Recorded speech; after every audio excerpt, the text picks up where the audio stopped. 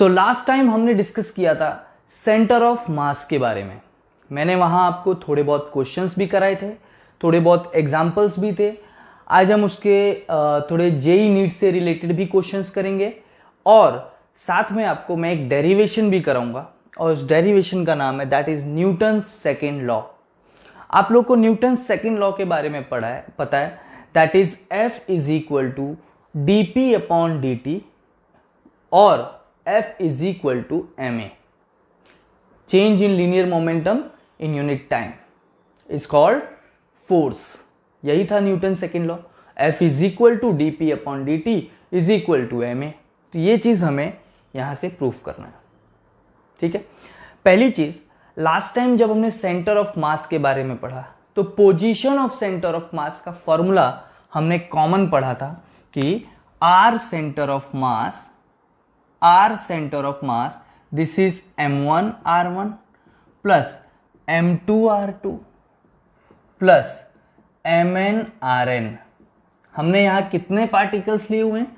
n particles, m1 m2 m3 mn और उसके respect में position that is r1 r2 r3 rn, ठीक है।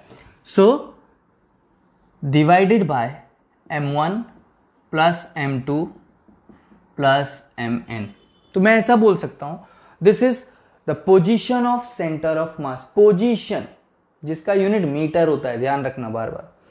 Position of centre of mass is for n particles is this। Clear? आप अलग अलग particle के लिए भी बोल सकते हो। 4 पार्टिकल हो तो 4 पार्टिकल, 3 हो तो 3, 6 हो तो 6, 2 हो तो 2। जितने पार्टिकल्स उसके हिसाब से आप ये फॉर्मूला लिख सकते हो, ठीक है। ये सब लास्ट लेक्चर में मैंने डिस्कस किया था। और ये जो हमने लिखा दिस इज इन 3 डायमेंशन, ये 3 डायमेंशन में। This is the position of centre of mass in 3 dimension for n particles. लेकिन अगर आपको 1 डायमेंशन में लिखना हो तो 1 डायमेंशन में क्या करना है? That is x cm m1 x1 m2 x2 mn xn divided by m1 plus m2 plus mn। आप x की जगह y भी यूज कर सकते हो, z भी यूज कर सकते हो। अगर ऐसा आप लिखते हो तो ये 1 डायमेंशन में होगा, और इस तरह से r वेक्टर में लिखते हो तो 3 डायमेंशन में होगा। अंडरस्टूड? ठीक है। तो एग्जाम में क्वेश्चन कैसे पूछते हैं? Right the equation of position of centre of mass for n particles in 3 dimension. तो ये इक्वेशन लिख देना है, ठीक है। और अगर 1 डायमेंशन बोलते हैं तो या तो x या y या z, कोई एक ही लिखना है, ऐसा नहीं तीनों लिखने की जरूरत है, कोई एक ही लिखना है, ठीक है। और अगर कुछ भी स्पेसिफाई नहीं करते हैं तो बस आंख बंद करके ये r वेक्टर लिख देना। आंख बंद करके आपको r वेक्टर के बारे में लिख देना है, राइट। तो यहां पर हम डिस्कस करेंगे न्यूटन सेकेंड लॉ। कैसे फाइंड करेंगे? यहां पर देखो, क्या मैं इस इक्वेशन को ऐसा लिख सकता हूं? R centre of mass m1 r1 plus m2 r2 plus mn rn divided by capital M। What is capital M? Total mass, that is m1 plus m2 plus mn। Clear? Therefore we can write mr center of mass, this is m1 r1 plus m2 r2 plus mn rn। Clear? तो ये m को हम cross multiply करके इस side ले गए। Easy equation. अब क्या किया? डिफरेंशिएट करो इस इक्वेशन को टाइम के रिस्पेक्ट में, ठीक है। Differentiate with respect to time. क्या होगा? Therefore m dr upon dt is equal to m1 dr1 upon dt plus m2 dr2 upon dt plus mn drn upon dt. What is dr upon dt? Velocity, position का अगर हम differentiation करते हैं time के respect में तो क्या बताया था? Velocity, right? तो यहां हो जाएगा therefore m v centre of mass is equal to m1 v1 m2 v2 plus mn vn. What is mass into velocity? Momentum. What is mass into velocity? Momentum. ठीक है, तो एक तरह से हम ये बता सकते हैं कि here total momentum p center of mass is this is p1 p2 plus pn. सो इस इक्वेशन से हम एक चीज क्लियर बता सकते हैं कि सिस्टम में मोमेंटम कंजर्व है. So it also show that the law of conservation of momentum, यही हमने पढ़ा है, law of conservation of momentum. Total momentum और final momentum is equal to initial momentum, और we can say that total momentum is equal to the sum of individual momentum of all the particles. ये हो गया आपका law of conservation of momentum, भी यहां prove हो गया. ठीक है, आगे देखते हैं. अब ये जो इक्वेशन 2 है, मैं इसका डिफरेंशिएशन कर देता हूं टाइम के रिस्पेक्ट में फिर से. So differentiation equation 2 with respect to time क्या होगा? m dv upon dt. मैं यहां पर लिखता हूं इसको तो आपको ज्यादा अच्छे से क्लियर होगा.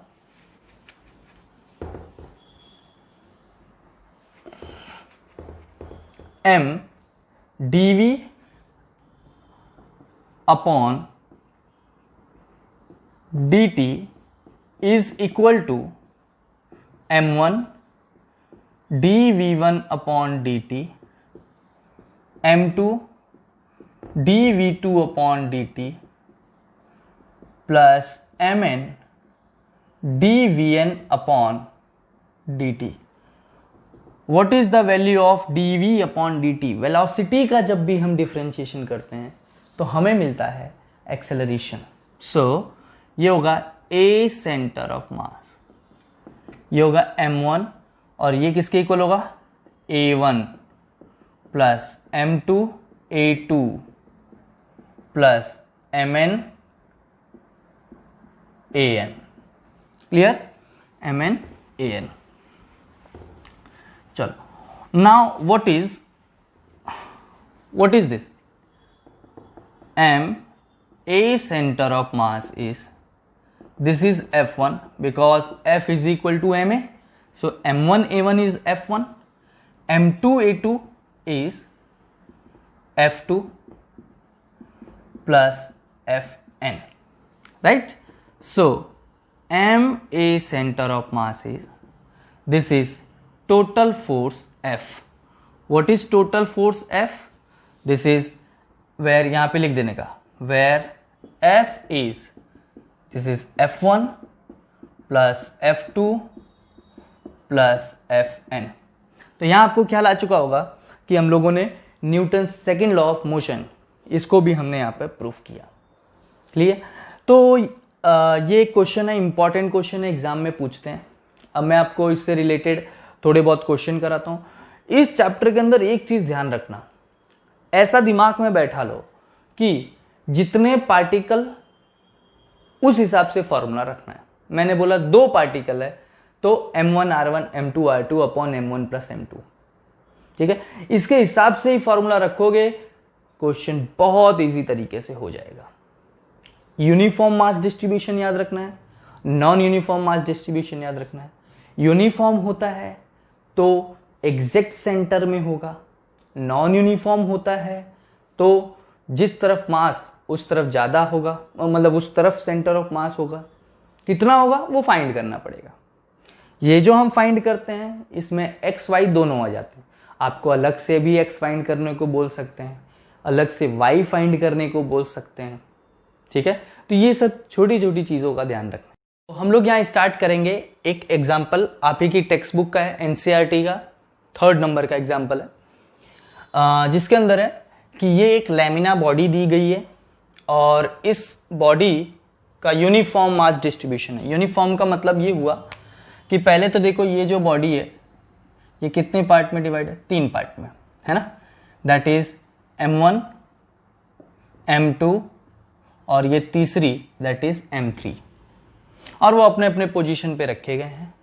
यूनिफॉर्म मास डिस्ट्रीब्यूशन है तीनों का, और टोटल बॉडी का मास 3 kg है। टोटल कितना है, 3 kg। एक बात बताओ, यूनिफॉर्म का मतलब ये हुआ कि तीनों का मास सेम होगा। टोटल अगर 3 kg है और तीनों का मास सेम है तो बताओ कितना मास हुआ इंडिविजुअल, भाई 1 kg 1 kg 1 kg। इसका मतलब ये हुआ M1 equal to M2 equal to M3 कितना है, दैट इज 1 kg। क्लियर हुआ। Total mass 3 kg, uniform mass density है मतलब सबका मास सेम है, तो भाई कितना होगा, देखो 1 1 1 तो 3 kg हो गए, ठीक है। तो ये हुआ आपका। आपको फाइंड करना है, find the x and y coordinate of this system, x and y coordinate of this system. ये आपका ओरिजिन है, ठीक है, x and y coordinate of this system. पहले बताओ कितने पार्टिकल, 3 पार्टिकल। तो r सेंटर ऑफ मास क्या होगा, this is M1 R1, M2 R2, M3 R3 divided by M1 plus M2 plus M3।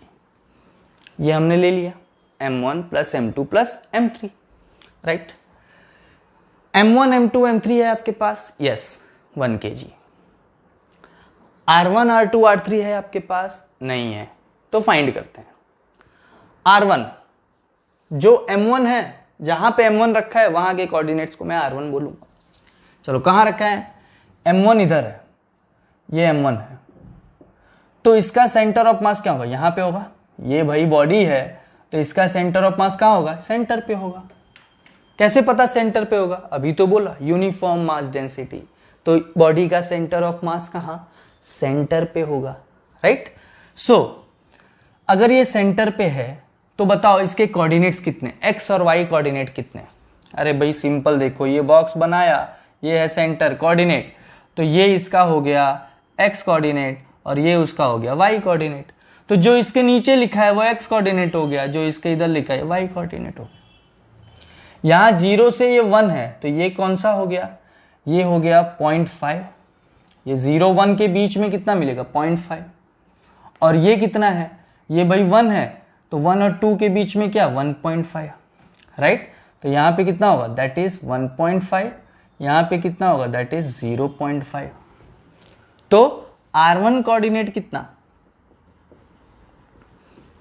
R1 है आपके पास, x मिला 0.5, y मिला 1.5। R2 देखते हैं, R2 का है जहां M2 है, तो इसका सेंटर ऑफ मास यहां होगा। क्या है, देखो इसका x कोऑर्डिनेट, इसका x है 0.5 और इसका y है ये भी 0.5, तो 0.5x और 0.5y। चलो R3 कहाँ है, जहां M3 है, M3 ये रहा, है ना, यही वाली तो बॉडी M3 है। इसका x कोऑर्डिनेट कितना है, 1.5 और y कोऑर्डिनेट कितना है, 0.5, 1.5 0.5। क्लियर है। तो ये आपका सारी क्वांटिटीज मिल चुकी हैं, ये वैल्यू पुट कर दो। R centre of mass is M1 is 1, R1 is 0.5 1.5 plus M2 is 1, R2 is 0.5 0.5 plus M3 is 1, R3 is 1.5 0.5 divide 1 plus 1 plus 1। Clear? So total that is our centre of mass, 1 से multiply करेंगे तो भाई सब वही के वही रहेंगे। X Y को आपस में ऐड कर लो, 0.5 देखो ये एक्स है, ये एक्स है, ये एक्स है, तीनों को ऐड करते हैं, 0.5 0.5 दैट इज 1, 1.5 दैट इज 2.5, 2.5। अब आ जाओ y की तरफ, 1.5 ये है y, ये है y और ये है y, कितना होगा 1.5 0.5 that is 2.5 that is 2.5 divided by mass तो 3 है ही। आपसे पूछा जाए अच्छा कि पहले तो ये बताओ क्या मैं यहां r सेंटर ऑफ मास ऐसा लिख सकता हूं 2.5/3, 2.5/3, क्लियर? अब आपसे पूछा गया भाई x कोऑर्डिनेट कितना, तो x कोऑर्डिनेट कितना 2.5/3, y कोऑर्डिनेट कितना 2.5/3, इस तरह से आप फाइंड कर सकते हैं, क्लियर है? अच्छा एग्जाम में अगर खाली ऐसा बोला जाए कि नहीं खाली x कोऑर्डिनेट का ही सॉल्यूशन बताना है, क्योंकि मैं तो यहाँ R1 R2 R3 का सॉल्यूशन लेके चल रहा हूँ, ठीक है, तो कुछ करना नहीं है, यहाँ x1 x2 x3, ठीक है, और अब आपको पोजीशन लिखना है x1 x2 x3 कितना है, तो भाई x1 कितना है 0.5, x2 कितना है ये भी 0.5 है, और x3 कितना है दैट इज 1.5, क्लियर हुआ? तो अब ये तीनों वैल्यू यहाँ पे पुट कर दो, सारा आंसर आ जाएगा। ये हटा के यहाँ पे पुट करोगे तो x कोऑर्डिनेट सिर्फ x कोऑर्डिनेट मिलेगा, और इसी तरह y का करोगे तो आपको सिर्फ y कोऑर्डिनेट मिलेगा। पर अगर कॉमन करते हो तो आपको x और y साथ में मिलेंगे, तो आप फिर x और y फिर अलग अलग बता सकते हैं, क्लियर? एक बहुत ही अच्छा सम आपके जेई में पूछा हुआ सम है, और जेई 2018 या 16 का है, मुझे एग्जैक्ट याद नहीं है, बट बहुत ही इंपॉर्टेंट सम है एग्जाम के अंदर, और ये हार्ड सम में माना जाता है, ध्यान रखना हार्ड सम में। तो हार्ड सम में जब इसको देखेंगे तो भाई थोड़ा इसका लेवल भी होगा अच्छा खासा। क्या है, आपके पास 2 प्लेट्स हैं, आपके पास 2 प्लेट्स हैं, ठीक है, एक ये प्लेट 1 और एक ये प्लेट 2, और ये दोनों का मास अलग अलग है, मतलब इसका मास मैं m1 लेता हूं तो इसका मास मैं m2 लेता हूं, ठीक है। अच्छा, और ये इसके अंदर जितने पार्टिकल्स है सबका मास सेम है, इसके अंदर जितने पार्टिकल्स है सबका मास सेम है।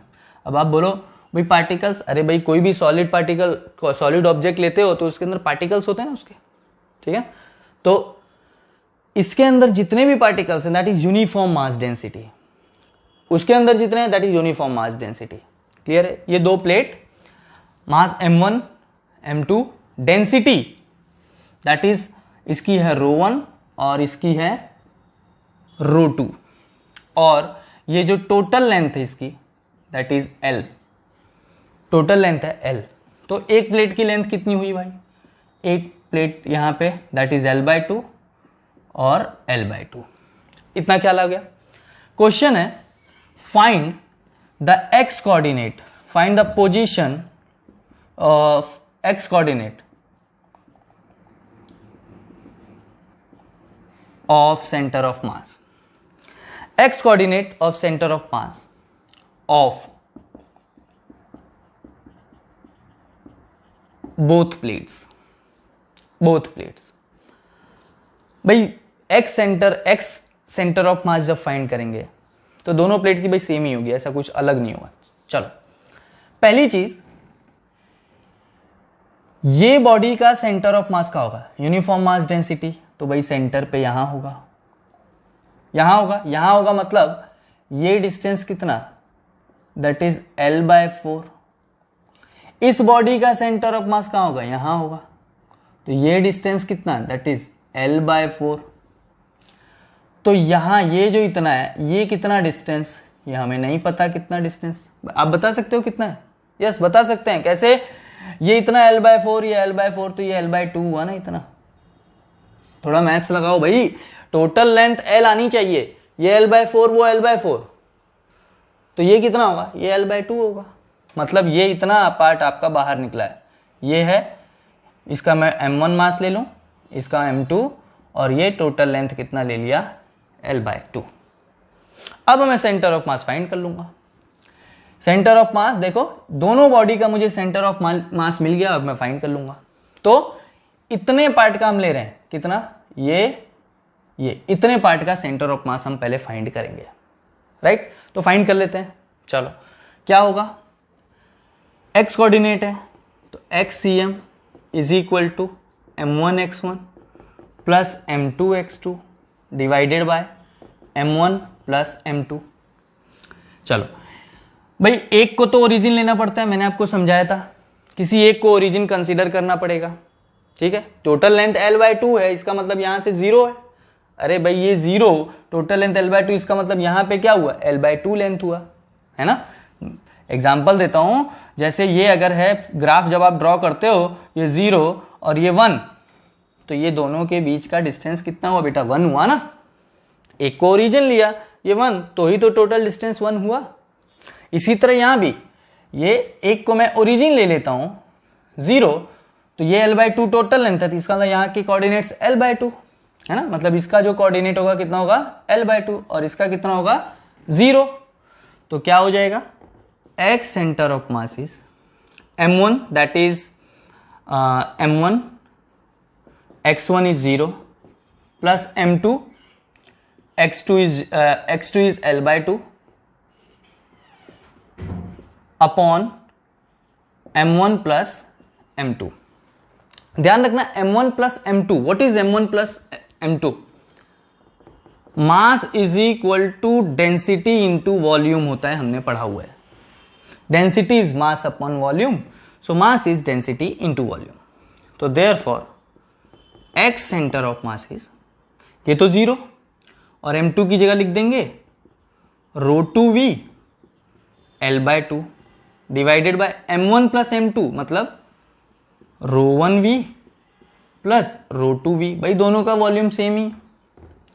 अच्छा, वॉल्यूम सेम है तो यहां से वॉल्यूम कॉमन लो, यहां से गया, तो ऐसा ले सकते हैं, v ρ2 L/2 ρ2 L/2, ठीक है, और यहां से मैं v कॉमन लूं तो आएगा ρ1 प्लस ρ2, v से v cancel, so x centre of मास मिला ρ2L अपॉन 2 ρ1 प्लस ρ2।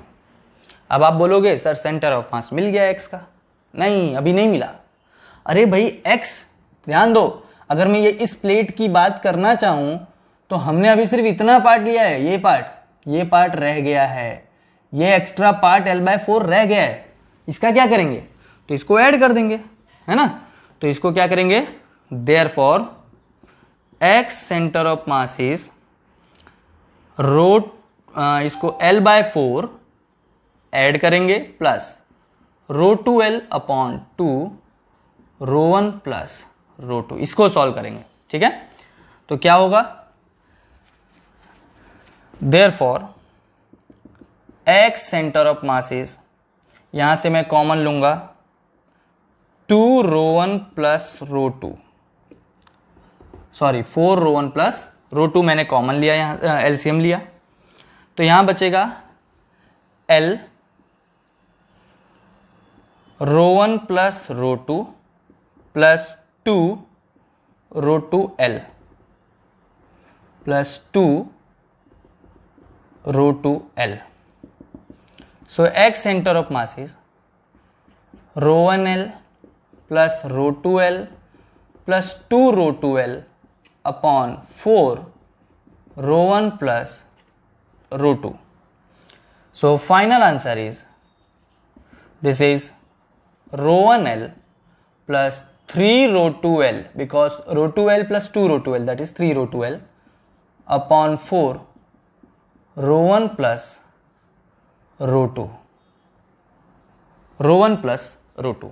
तो ये आपका जेई में आया हुआ क्वेश्चन है, हार्ड सम में माना जाता है, तो अच्छे से प्रैक्टिस करो ऐसे सम्स की। तो यहाँ पे देखो हमने क्या किया, पहले दोनों बॉडी का सेंटर ऑफ मास ले लिया, यहां से फाइंड किया, तो इतना पार्ट लेंथ तो बाकी रह गया था ना, क्योंकि हमें तो एक्स कोऑर्डिनेट चाहिए था, तो ये एक प्लेट का मिल गया। आप बोलना सर दोनों क्यों नहीं ऐड किए? अरे भाई दोनों इसलिए नहीं ऐड किया क्योंकि हमें एक एक प्लेट का चाहिए था, तो इस प्लेट के लिए L/4 ऐड किया, तो दूसरे वाले के लिए L/4 ऐड करेंगे, तो दोनों के लिए आंसर तो सेम ही आने वाला है ना, दोनों के लिए आंसर तो सेम ही आएगा।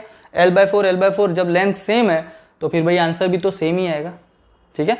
तो इसलिए हमने कॉमन एक बार कर दिया L/4 ऐड, तो हमें common x centre of mass मिल जाएगा। क्लियर? एग्जाम्पल नंबर 1 ट्राई करना, करवाया हुआ सम है, पूरे अच्छे से करा दिया है, खाली वहां पे मास की वैल्यू दी गई है, इसलिए वो क्वेश्चन अब ट्राई करो और मुझे पूछो, कमेंट में आंसर लिखना, मैं आपको उसका सॉल्यूशन बताऊंगा, अगर नहीं आता है तो। अच्छे से पढ़ाई करो। Thank you.